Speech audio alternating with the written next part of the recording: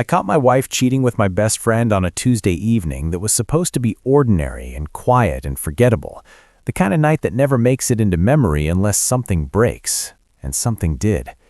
My name is Daniel Mercer. I was 41 years old, and I had been married to Emily for 11 years and best friends with Mark for almost 20. Mark was not just a friend. He was the man who stood beside me at my wedding, helped me paint our first apartment, sat with me in a hospital hallway when my father passed away. He was family by choice, or so I believed.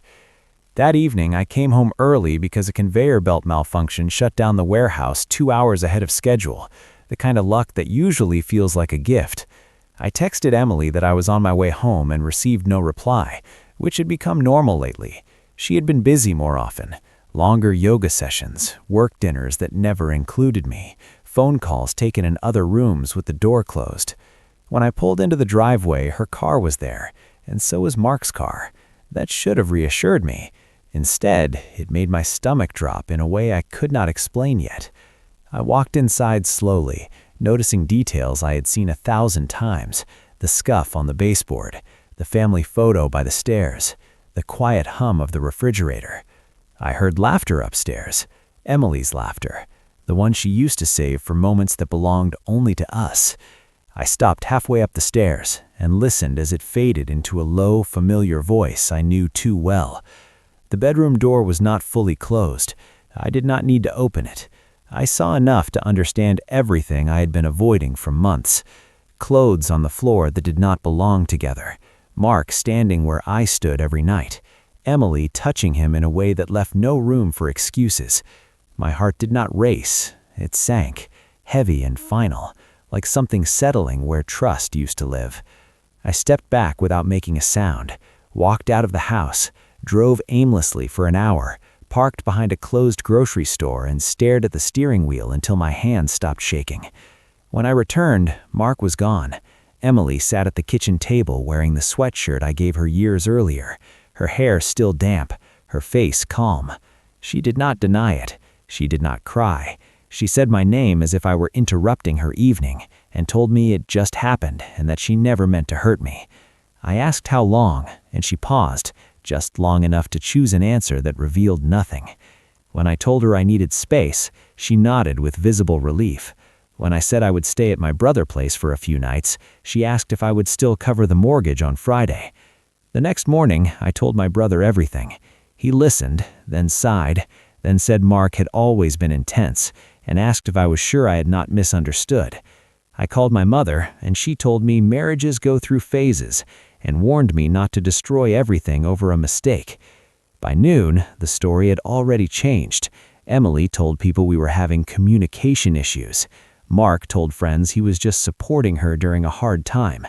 By the end of the day, I realized something worse than the affair itself. No one was angry for me. No one asked how I was holding up. No one took my side. And that was when I understood this was not only about betrayal. It was about what happens when the truth belongs to the quiet one. I started noticing things I couldn't explain. Late nights at work, sudden business trips she never mentioned before, the way her phone buzzed and she hid it when I walked into the room. I tried to ignore it, convinced I was imagining things, hoping I was wrong. Then one night, I came home early, my stomach twisting in ways I didn't understand. The living room was dark, quiet. I flicked on the lights and froze. There she was, on the couch with him, my best friend. They didn't hear me, didn't notice me at first. My body went cold, my mind racing.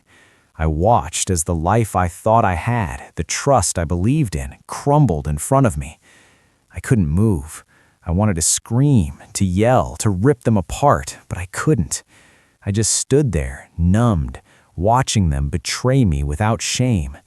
When they finally saw me, the look on her face wasn't guilt, it was fear, and his was confusion, as if he thought this moment would never come. I didn't say a word. I didn't need to. The anger was already rising, a silent storm building inside me. I left the apartment without speaking, walked the streets for hours trying to make sense of the betrayal, the deception, the utter disregard for what we had. The next days were unbearable. Friends who knew all three of us wouldn't believe me. Some even took his side. Others stayed quiet. No one defended me.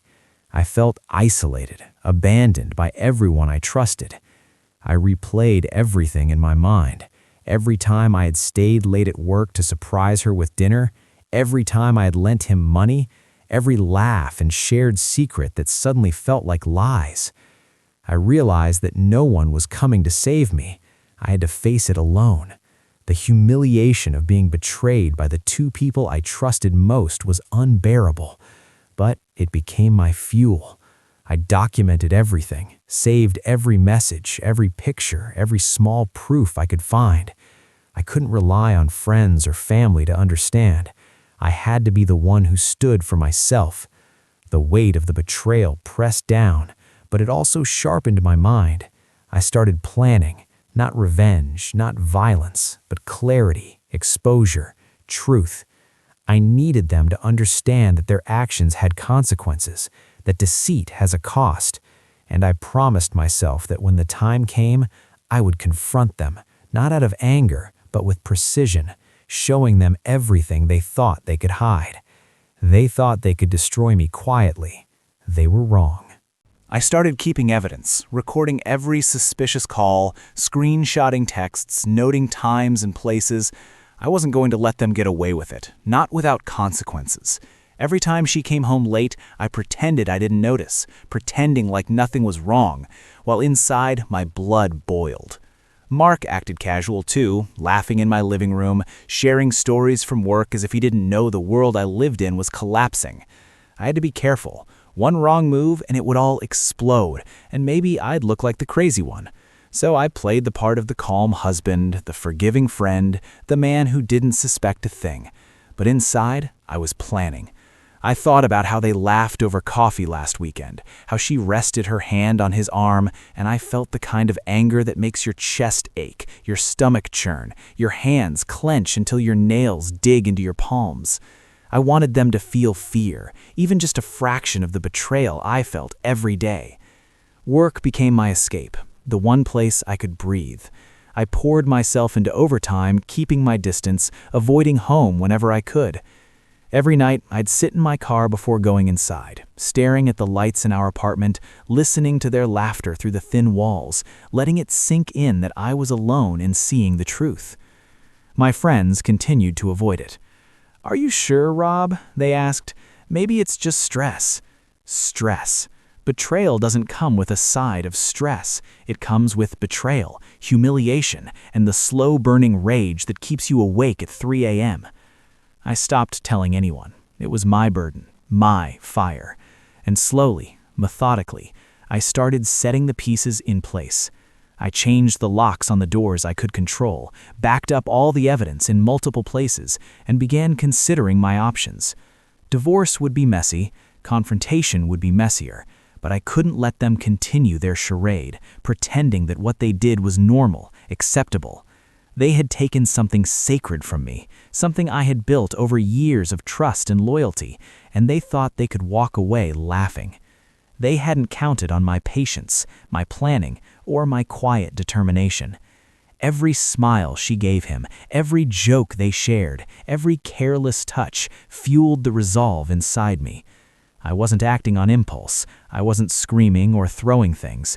I was waiting, watching, knowing that the moment I chose to act, it would be precise, unavoidable, and unforgettable. And I promised myself right there in that silence that when I finally confronted them, they would understand exactly what it means to betray someone who trusted them without hesitation. They had broken me, humiliated me, and made me doubt myself. But I was still standing, still breathing, still seeing. And soon they would regret every choice, every lie, every second they thought they were untouchable. I finally confronted them one evening, waiting until the apartment was empty except for the three of us. I held the evidence in my hands, the texts, the photos, the recordings, everything they thought I hadn't seen. I placed it on the kitchen counter slowly, deliberately, letting the sound of the paper as hitting the surface echo through the room. She looked at me, eyes wide, and Mark froze. "You knew?" she whispered, almost pleading, but I didn't answer. I didn't need to. Mark's smug confidence evaporated the second he realized I wasn't bluffing. I went through it all methodically, showing every betrayal, every lie, every secret meeting they thought was invisible to me. The rage inside me roared, but I kept my voice calm, precise, controlled. "Do you understand what this is?" I asked. "This isn't just cheating. This is betrayal, deceit, years of trust shattered." They both stammered, tried to excuse themselves, but I cut them off. "No, you won't gaslight me. You won't pretend it didn't happen. You thought I'd never find out. You were wrong." I told them about every sleepless night I'd spent doubting myself, every dinner I'd eaten alone while pretending everything was fine, every time I'd swallowed the humiliation of their lies. I watched their faces crumble, not because I yelled or threatened, but because I held the power they thought they had. I gave her a choice: tell the truth, own what she did, or lose everything. Mark's betrayal was worse than hers, because he knew better. He had been my friend, my brother in all but blood, and he had violated that trust with deliberate intent. I made it clear that from that moment forward, their presence in my life was over. The next days were a blur of finality. I moved out of the apartment I'd shared with her, taking only what I needed and leaving the rest behind. She begged, tried to manipulate, but I stayed firm. My friends finally saw the evidence, and for the first time, they didn't question me. They apologized for doubting me. The relief was small compared to the sense of justice I felt, but it mattered. I realized that the life I had thought was destroyed was actually mine to rebuild. I focused on myself, on my peace, on the people who truly mattered. And in the quiet of the mornings, alone with my thoughts, I knew something powerful. Betrayal can break trust, but it can't break you if you refuse to let it.